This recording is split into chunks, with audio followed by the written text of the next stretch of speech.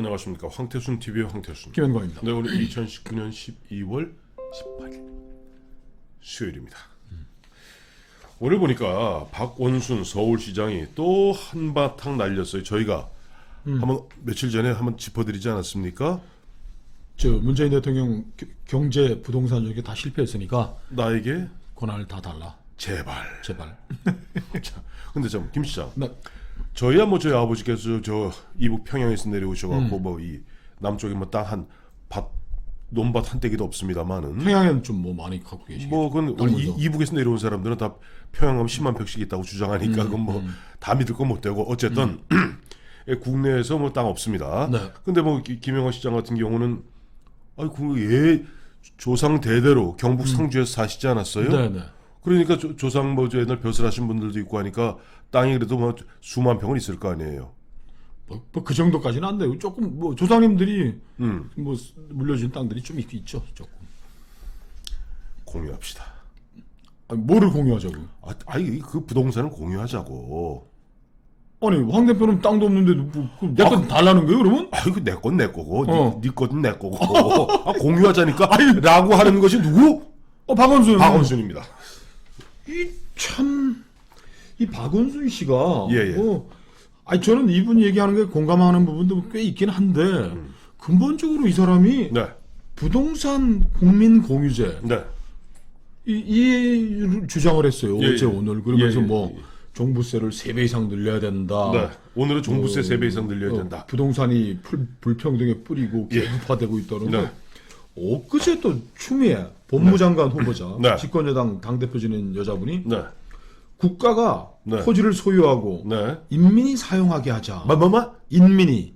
자, 그럼 드디어 우리 김광우 선생님께서 말씀하신 대한민주주의 인민공화국이 이제 드디어 발족하는 겁니까? 이 얘기가 예.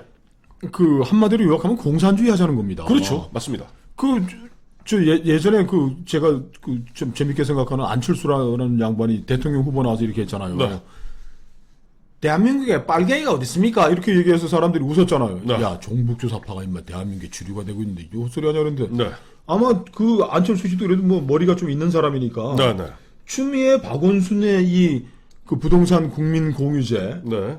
그 토지 국유화, 네. 인민 뭐 공유화를 들으면 그랬을 것 같아요. 안철수 씨가. 대한민국에 빨갱이가 왜 이렇게 많습니까? 그 공산주의라는 게 예, 맞아요. 한마디로 쉽게 얘기하면 능력에 따라 생산하고 필요에 따라 분배하자 이런 거 아닙니까? 세상에. 그래서 망한 거 아니에요. 사실 사회주의, 공산주의가. 아니, 근데 난 박원순 씨에 대해서 하나 문제 제기하고 싶은 게 예. 이 양반은 재산이 2018년도까지 말까지 그리고 네. 2019년 3월 기준으로 마이너스 7억 3,650만 원의 재산이. 그러니까 공유해야지. 난 저기 누구야 조국 같은 사람이 저한테 예. 김영광 실장 네. 저하고 공유제 저 부동산 공유제 재산 공유제 합시다 그러면 제가 감사합니다. 그 신고 재산이 50억인데 박원순이 이자는 빚이 막 거꾸로 마이너스 7억인데 아니, 근데 저한테 공유제 하라면 제가 이 들어온 인간아 내가 너하고 왜 공유제를 하냐? 네 말씀하십시오. 박원순 씨 변호사 아니에요? 근데 참 재밌는 게 그리고 또 저 보면 국무총리급 거의 국무총리에 거의 버금가는 서울시장 안에 그러면 무슨 놈의 근데 그것도 한 8년째 마이너스라며요. 매년. 어떻게 매년 마이너스인데 맨 늘어야 하잖아요. 2011년에 신고 재산이 마이너스 3억 1천만 원. 네, 그거 저희가 도표로 2012년 마이너스 5억. 예. 2015년 마이너스 6억. 예. 그다음에 2017년에는 6억 2,983만 원인데 마이너스. 마이너스. 예. 2018년 한 해 동안 네. 빚이 또 1억 원이 더 늘었어요. 뭐 한다고 넣는데 빚이? 박원순 씨가 예. 거기에 대해서도 정확한 해명을 내놓은 적은 한 번도 없습니다. 그리고 제가 궁금한 게 하나 있는데 네. 예전에 박원순 씨 시장 될 그 무렵에 그 양반이 보면 뭐 책이 많아서 그렇다 그러면서 서초동에 뭐 몇 억짜리 전세 살지 않았어요? 빚더미에 깔고 앉으면서. 그러니까 우리가 이 사람이 박원순이다 아니다고 생각을 할 때, 네. 황 대표, 네. 제가 아는 어떤 분이 있는데, 네. 변호사도 하고 좋은 서울대학교도 1년 다니다 잘리고 이런 분인데, 네. 이분이 지금 60부도 넘어가지고 그렇게 사는 분인데 재산은 마이너스 7억이고요. 네네. 뭐 집도 없고 뭐 협찬을 많이 받았잖아요. 그렇죠. 이가 협찬 인생이라는 얘기가 있는데 예, 예. 우리가 만약에 어떤 한 자연인의 재정 상태가 이렇다 그러면 이 사람은 정말 신뢰하기 어렵고 같이 뭐 일을 하기 어렵다라고 판단 내리지 않겠습니까? 아마 박원순 정도 되면은 아니, 박원순이 이름 가려놓고 요즘 블라인드 테스트 하면 이럴 겁니다. 99%의 사람이 야 그런 인간하고 상종도 하지 마. 그런 사람은 한정치산 내지 금치산 시켜야 된다. 이렇게 나올 겁니다. 이분이 근데 우리 저 레드 네. 좌익 네. 이 빨갱이 분들의 특징이 네. 자기가 가지고 있는 특권은 항상 기정사실화해. 네. 불평등, 네. 뭐 특권 이거 네. 다 때려부수자 그러면서 네. 이 양반이 지금 살고 있는 집이 뭐 지난 전세 28억짜리 네. 200평짜리 집에 아니 다른 사람들은 정말 적폐 세력들이고 이런 네. 나쁜 놈들이 그렇지만 이렇게 깨어 있는 의식으로 네. 시민운동하고 뭐 무슨 했던 사람이 왜 꼭 공간에 살아야 됩니까? 그냥 자기 집 조그만 데 살면 되지. 그리고 승용 이 양반 맨날 드는 게 뭐 어디 뭐 북구와 또 뭐 서구의 뭐 복지 선진 국가들은 네. 뭐 어쩌고 저쩌고 하면서 서울시장 나 승용차 포기했다는 얘기 못 들어봤어요. 승용차 포기하고 자전거 타고도 아니고 덴마크, 노르웨이 이렇게 하니까 그리고 지하철 타고 저 서울 저 시장실에 오면은 누가 뭐라 그러나요? 그거는 사실상 굉장히 어렵습니다. 네. 지금 보니까 그 공관이 그 북촌이라고 있죠. 네. 북촌. 가회동. 옛날 그 이명박 대통령 잠깐 사시던데. 그 근처인데 그 공관이 거기에서 지하철 타려면 지하철 3호선 타고도 저 을지로 상가 가러와서 2호선 타면 금세네. 금세죠. 아니 그건 자전거 타고 가도 자전거 타고 내려와도 자전거 타고 10분이면 오는데 그러면서 저 부동산에 대해서도 예. 뭐 보유가 미국 같은 경우에도 네. 보유수가 꽤 높은데 이 사람은 계급적 적대감을 불러일으킬 수 있는 요소들만 자꾸 얘기하는 거예요. 네. 저도 미국서 살아보기도 했고 그렇지만 미국 집값 너무너무 비싸요. 예, 그렇죠. 지금 원베드룸 뉴욕 맨하탄은 말고 맨하탄은 얘기도 하지 말고 네. 뉴욕시 뉴저지 같은데 방 하나에 월세가 150만 원, 200만 원씩 이렇게 합니다. 네. 샌프란시스코는 천정부지고 네. 런던도 마찬가지고 네. 싱가포르, 홍콩, 도쿄 이런 것들에 대해서 얘기를 안 하는 거예요. 네. 맨날 우리나라는 부동산이 계급의 원천이고 그 빚덩이에 앉아 있는 이 사람이 자꾸 저보고 공유하자 그러면 저는 겁이 나 죽겠어. 내 거 뺏어가겠다는 얘기 아닙니까? 자, 공유인데 오늘 마침 보니까 아까도 말씀하셨습니다만 오늘 보니까 MBC 라디오의 김종배 시선 집중에 나서 한 얘기예요. 전화 인터뷰입니다만 핵심은 이겁니다.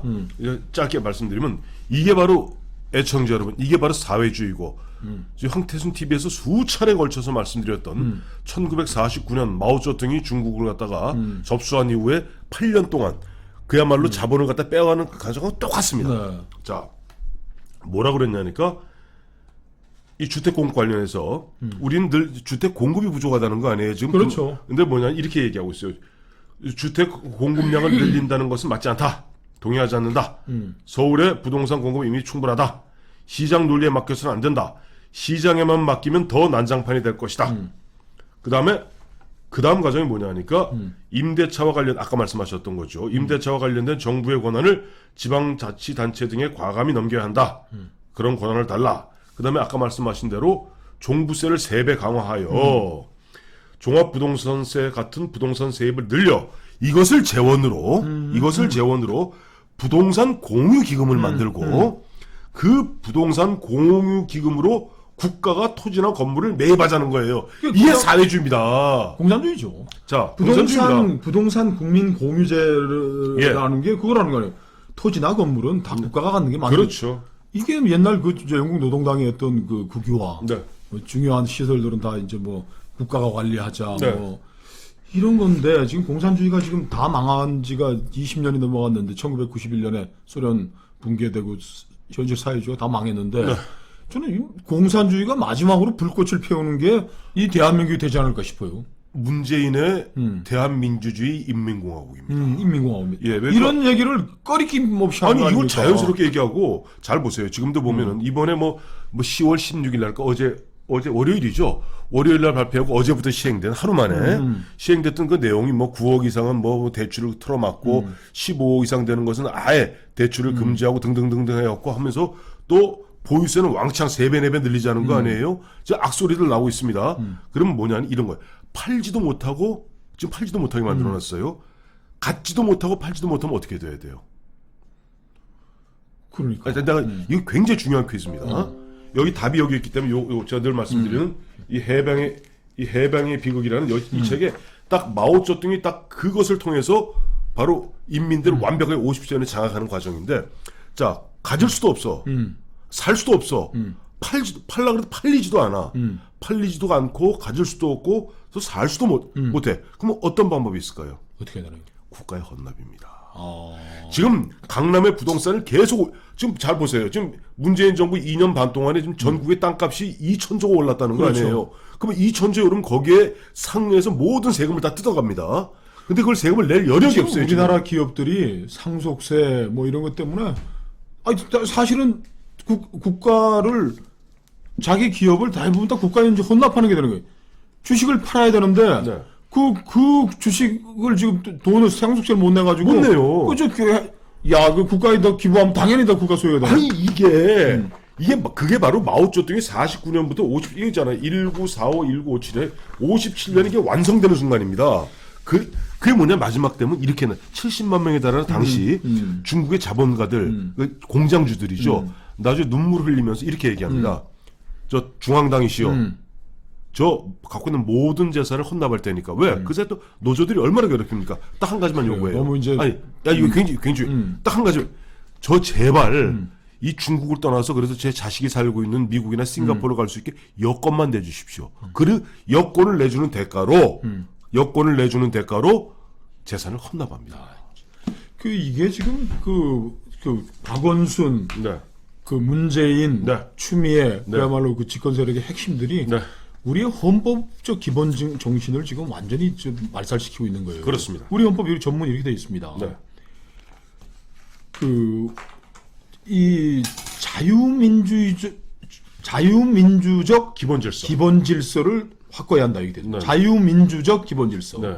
그러니까 우리 1945년 이후의 세계의 역사라는 거는 네.